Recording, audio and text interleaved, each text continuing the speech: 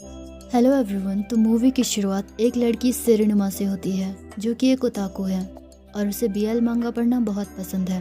वो high school के सबसे 4 हैंडसम लड़कों को एक दूसरे के साथ ही शिप करती है। उसकी दोस्त आचिन भी उसी की तरह एक फुजोशी है और उन दोनों को एक कार्टून कैरेक्टर शियोन बहुत ज्यादा पसंद है। शाम के वक्त सेरेनुमा अपने घर में जब कार्टून देख रही थी तो उसमें उसके फेवरेट कैरेक्टर शियोन की मौत हो जाती है, जिससे वो काफी दुखी हो जाती है और एक हफ्ते तक अपने रूम में सिर्फ रोती रहती है। उसकी माँ को उसकी चिंता होने लगती है, इसलिए वो उसके भाई नोरी को उसके रूम में जाकर उसे बाहर लाने के लिए कहती है। नोरी सेरेनुमा के रूम में जाकर उससे उसकी रजाई छीन लेता है और फिर सेरेनुमा का चेहरा देखकर हैरान हो जाता है। जब सेरेनुमा फ्रेश होने के लिए जाती है तो वो भी आईने में अपना चेहरा देखकर हैरान हो जाती है। पहले वो थोड़ी मोटी थी पर अब उसका वजन काफी कम हो गया था।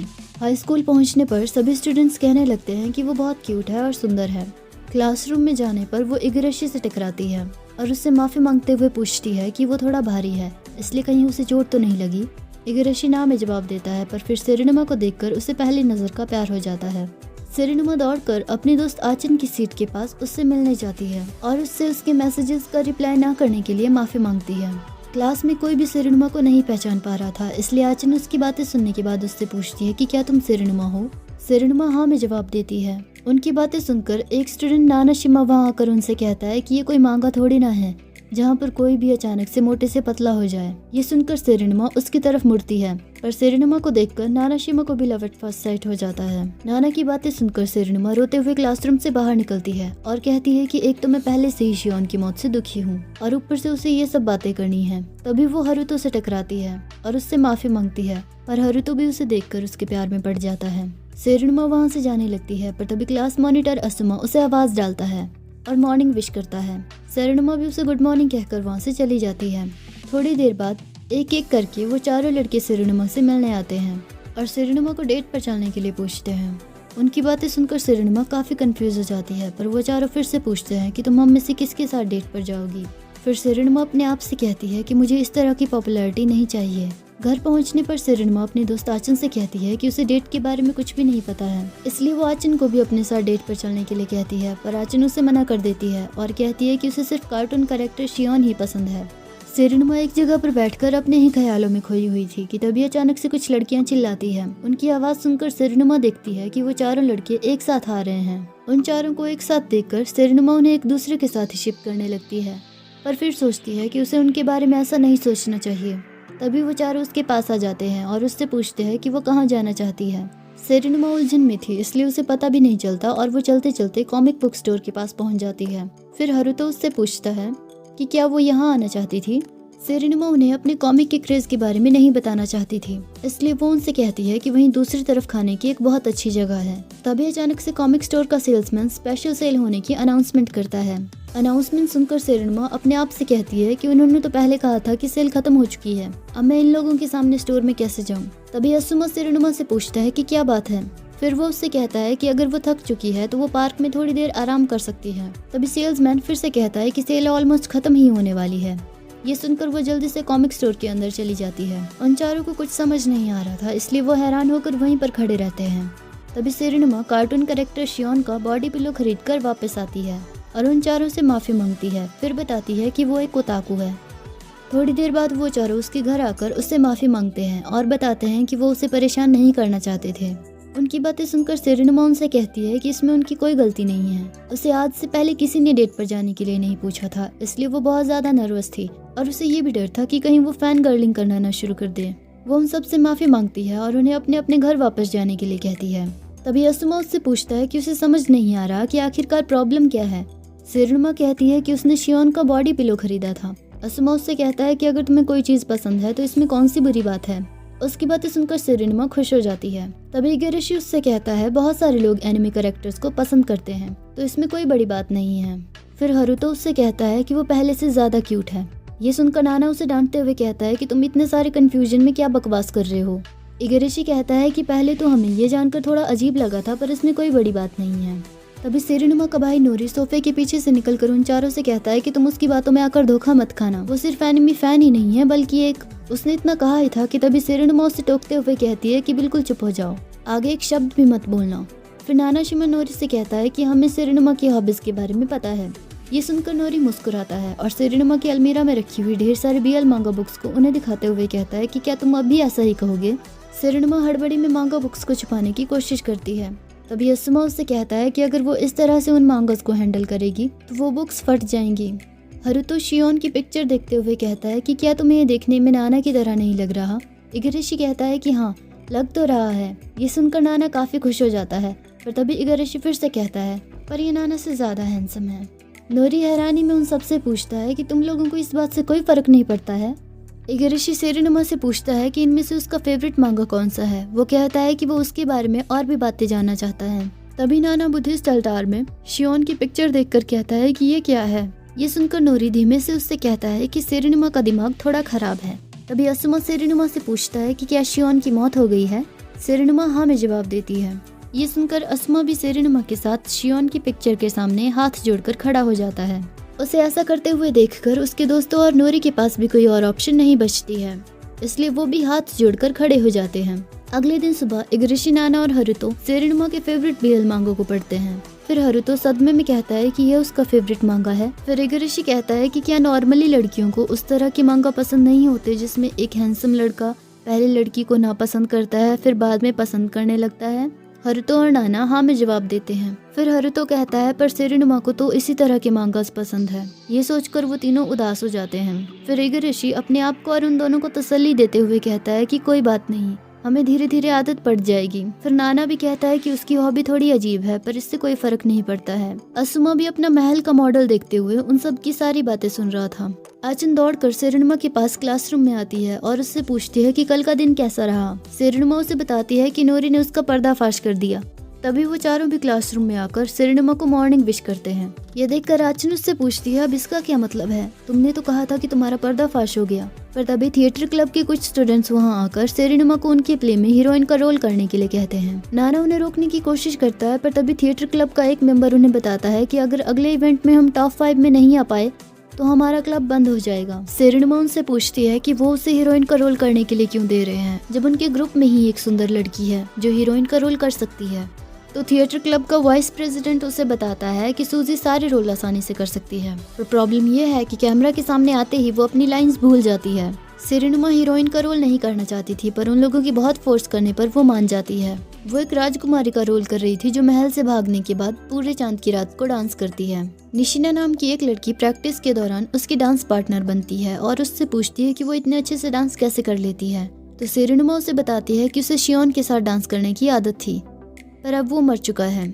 नाना निशिना को देखकर पूछता है कि वो लड़का कौन है। तो थिएटर क्लब के एक मेंबर से उसे पता चलता है कि वो निशिना ग्रुप के ओनर, जो कि स्कूल को हर साल बहुत सारे पैसे डोनेट करते हैं, निशिना उनकी बेटी है और उसके पापा इस क्लब के चेयरमैन हैं। फिर क्लब मेंबर प्ले की कहानी सुनाता है जिसमें राजकुमार राजकुमारी से मिलकर प्यार में पड़ जाता है, पर एक चुड़ैल राजकुमारी को श्राप दे देती है जिसकी वजह से राजकुमारी पिग में बदल जाती है। पर राजकुमारी को पूरे चांद की रात को किस करता है जिसकी वजह से उसका श्राप खत्म हो जाता है। ये कहानी सुनकर नाना मना करता है कि इस प्ले में कोई किसिंग सीन नहीं होगा। सूजी उसके पास आकर उससे पूछती है कि तुम हमें रोकने वाले कौन होते हो। फिर नाना उनसे कहता है कि मैं सेरेनुमा का मैनेजर हूँ और क्लब के मेंबर कहते हैं कि हमारे प्ले में इंटरफेयर मत करो। हरुतो असुमा से पूछता है कि क्या उसे प्ले में होने वाले किसिंग सीन से कोई प्रॉब्लम नहीं है। तो असुमा उससे कहता है कि वो स्क्रिप्ट का एक हिस्सा है, इसलिए हम कुछ नहीं कर सकते हैं। फिर हरुतो उससे कहता है कि तुम सेरेनुमा को पसंद नहीं करते हो, इसलिए तुम्हें कोई फर्क नहीं पड़ता। पर असुमा जवाब देता है कि वो सेरेनुमा को पसंद करता है। उसकी बातें सुनकर उसके दोस्त और सेरेनुमा हैरान हो जाते हैं। फिर असुमा उनसे कहता है कि वो अपने तीनों दोस्तों और सेरेनुमा को पसंद करता है। तभी इगरेशी की एक्स गर्लफ्रेंड को होता वहाँ पर उससे मिलने आती है। इगरेशी से मिलने पर वो उसे बताती है कि उसके डैड का फिर से ट्रांसफर होने वाला है, इसलिए वो भी अब इसी हाई स्कूल में आने वाली है। फिर कोहोता उससे पूछती है कि क्या जो क्यूट लड़की तुम्हारे साथ खड़ी थी वो तुम्हारी गर्लफ्रेंड है।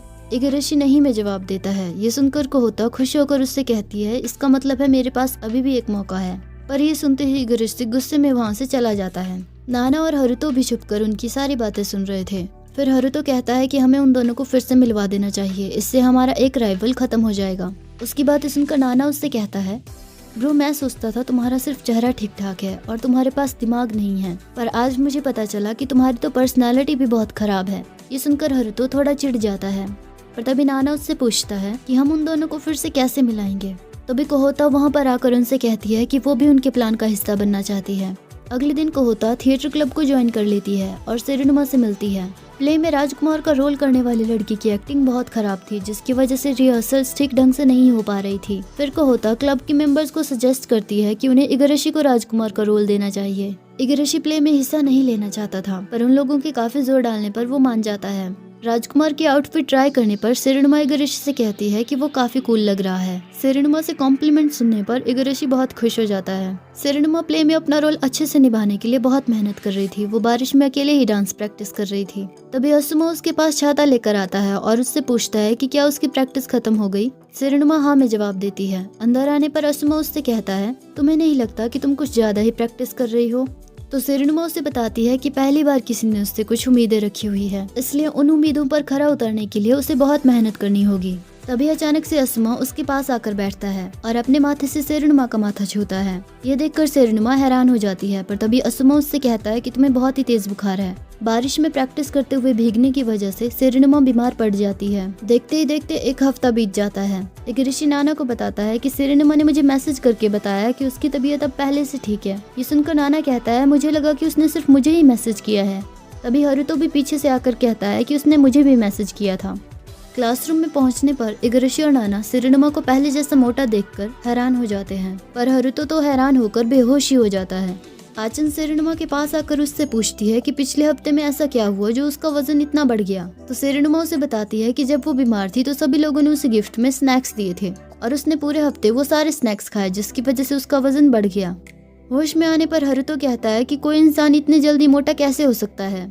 फिर नाना कहता है कि इतनी जल्दी हार नहीं माननी चाहिए। मुझे पता है कि उसकी पर्सनैलिटी बहुत अच्छी है और जब वो पतली हो जाती है तो वो सुपर क्यूट लगती है, इसलिए मैं उसे फिर से अच्छी पर्सनैलिटी वाली सुंदर लड़की में बदल दूंगा। हरुतो कहता है कि सभी लड़कियों की ख्वाहिश होती है कि वो सुंदर दिखे। ऐसा कहकर वो भी नाना से सहमत होकर हाथ मिलाता है। फिर असुमा कहता है, मुझे लगता है कि वो थोड़ी सी चबी है, लेकिन इससे कोई फर्क नहीं पड़ता क्योंकि अब वो स्वस्थ है ना? उसकी बातें सुनकर नाना कहता है, तुम्हें डॉक्टर के पास जाकर अपनी आंखें चेक करवानी चाहिए।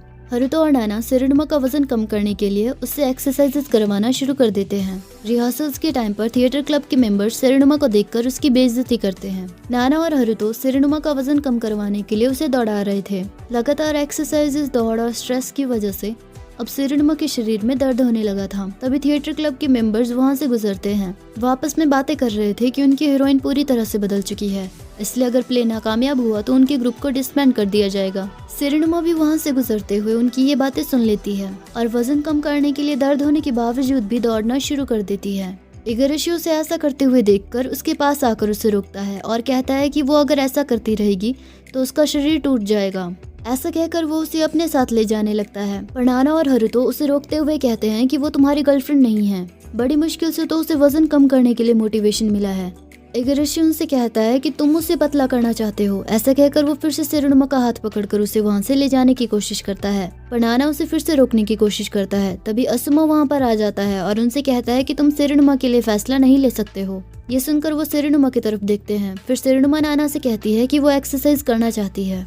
असुमा उससे कहता है कि क्या तुम ये सब कुछ इसलिए कर रही हो क्योंकि तुम दूसरों की परेशानी का कारण नहीं बनना चाहती हो? पर अगर तुम इसी वजह से ये सब कुछ कर रही हो तो तुम्हें ऐसा लगेगा कि कोई तुम्हें जान से मार रहा है। उसकी बातें सुनकर सेरेनुमा कोई जवाब नहीं देती है। असुमा फिर से कहता है, थोड़ी देर के लिए सबके बारे में भूल जाओ और ये सोचो कि तुम क्या करना चाहती हो। सेरेनुमा फिर से प्ले की प्रैक्टिस करने के लिए रिहर्सल रूम में जाती है, पर वहाँ पर क्लब के मेंबर्स उसे बताते हैं कि वो हीरोइन की ड्रेस में फिट नहीं हो पाएगी, इसलिए वो उसका रोल किसी और को दे रहे हैं। ये सुनकर हरुतो कहता है कि अगर ऐसी बात है तो मुझे ड्रेसेस ठीक करना बहुत अच्छे से आता है। पर उसकी बातें सुनकर क्लब का वाइस प्रेसिडेंट कहता है कि इस प्ले में राजकुमारी एक सुअर में बदलती है, पर ये तो पहले से ही एक सुअर है। ये सुनकर नाना शिमा को गुस्सा आ जाता है और वो कहता है कि तुम कुछ ज्यादा ही बोल रहे हो।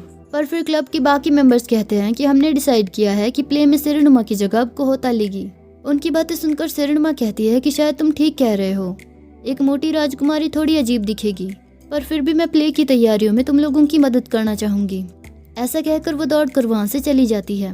क्लब का वाइस प्रेसिडेंट खुश हो जाता है और कहता है कि आखिरकार मामला सुलझ ही गया। तभी इगराशी उससे कहता है कि तुम्हारी परवाह कौन करता है। राजकुमार बनकर मुझे एक बात तो समझ आ गई कि राजकुमार को राजकुमारी से प्यार क्यों हुआ था।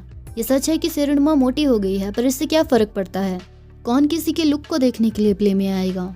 कोहता भी उसकी बातें सुन रही थी। फिर इगराशी दौड़ते हुए वहाँ से चला जाता है और अपने आप से कहता है कि सेरेनुमा हमेशा पॉजिटिव, ब्राइट और ईमानदार रहती है।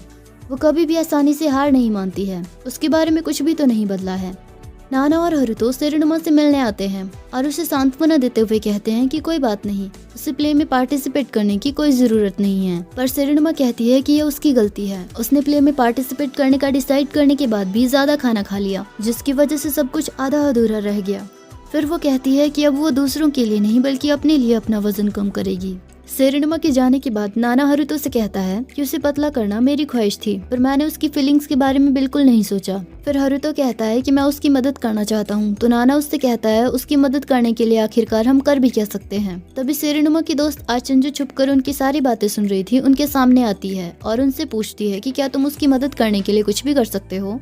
वो दोनों एक दूसरे की तरफ देखते हैं और फिर हाँ में जवाब देते हैं। एक्सरसाइजेस करने के बाद भी सेरेनुमा का वजन कम नहीं हो रहा था। तभी नाना हरुतो का हाथ पकड़कर वहाँ पर आता है और सेरेनुमा से कहता है कि मेहनत करती रहो। उनके वहाँ से जाने के बाद सेरेनुमा पूरे जोश के साथ फिर से एक्सरसाइजेस करना शुरू कर देती है।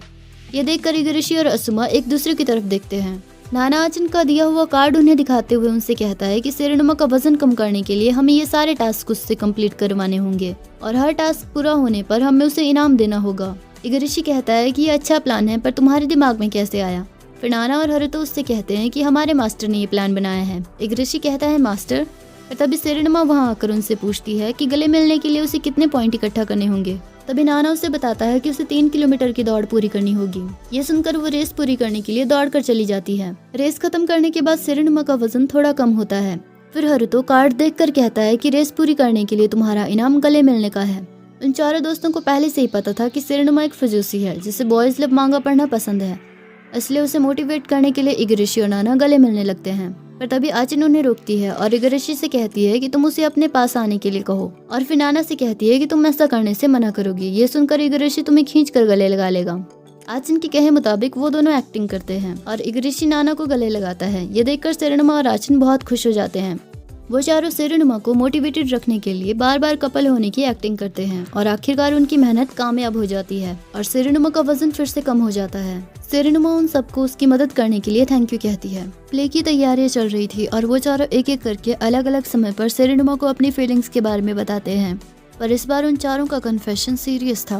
असुमा भी सेरेनुमा से कहता है कि वो सब लोगों को पसंद करता है, पर वो सेरेनुमा को स्पेशल तरीके से पसंद करता है। पर सेरेनुमा उनसे कहती है कि वो उन चारों को अपना दोस्त मानती है। वो कहती है कि उन चारों ने ही उसकी बहुत मदद की है और वो चारों ही बहुत अच्छे इंसान हैं, इसलिए किसी एक को चूज कर पाना उसके लिए बहुत मुश्किल है। फिर वो उनसे कहती है कि वो उस इंसान को चूज करेगी जो उसे बहुत अच्छे से समझता और जानता हो। वो उन चारों से अपने बारे में सवाल पूछती है और वो चारों ही उन सवालों के सही सही जवाब देते हैं, जिसकी वजह से सेरेनुमा फिर से उलझन में पड़ जाती है।